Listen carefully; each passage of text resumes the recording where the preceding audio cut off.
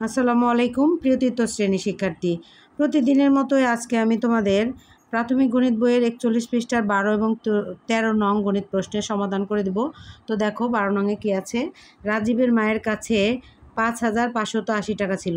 বাজারে যাওয়ার আগে তিনি রাজীবের বাবার কাছ থেকে আরও 3,420 টাকা নিলেন।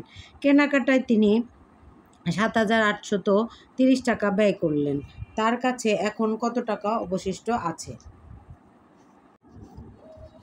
রাজীবের মায়ের কাছে ছিল 5,580 টাকা। রাজীবের বাবার কাছ থেকে নিলেন 3,420 টাকা। সুতরাং বাজারে নিয়ে গেলেন। তাহলে এই যে মায়ের কাছে যত ছিল আর বাবার কাছ থেকে নিল, এই দুইটা যোগ করতে হবে। যোগ করলে তাহলে 0 আর 0 যোগ করলে 0, 8 আর 2 যোগ করলে 10 এ 0 হাতের 1, 4 আর 1 5, 5 আর 5 10 এ 0 হাতের 1, 3 আর 1 4, 4 আর 5 9।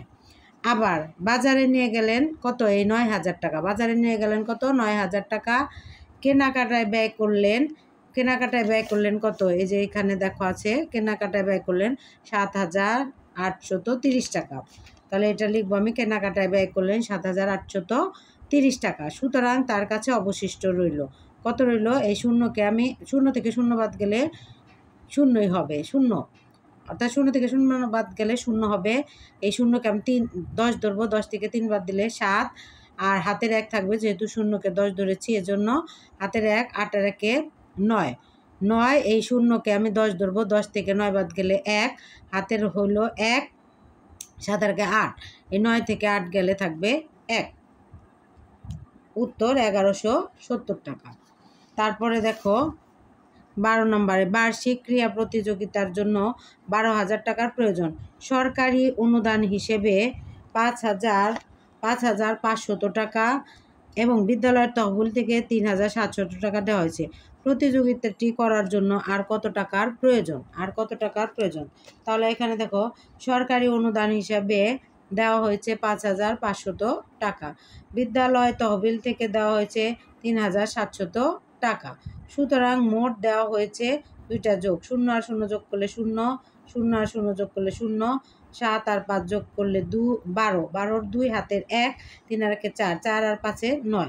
আবার বার্ষিক ক্রীড়া প্রতিযোগিতার জন্য প্রয়োজন কত? 12,000 টাকা। এই যে এখানে দেখো আছে, প্রয়োজন হচ্ছে 12,000 টাকা। 12,000 টাকা মোট দেওয়া হয়েছে। এই যে এখানে মোট দেওয়া হয়েছে হচ্ছে 9,200 টাকা। সুতরাং প্রতিযোগিতার জন্য আরও প্রয়োজন। 12,000 টাকার মধ্যে 9,200 টাকা দেওয়া হয়েছে, কিন্তু এখন আরও প্রয়োজন। তাহলে 12,000 থেকে 9,200 আমি বাদ দিব।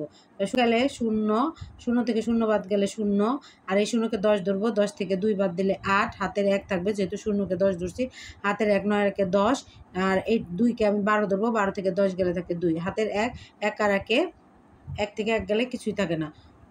উত্তর 2,800 টাকা। তো আশা করি তোমরা বুঝতে পেরেছো। পরবর্তী ভিডিও দেখার জন্য আমন্ত্রণ রইল।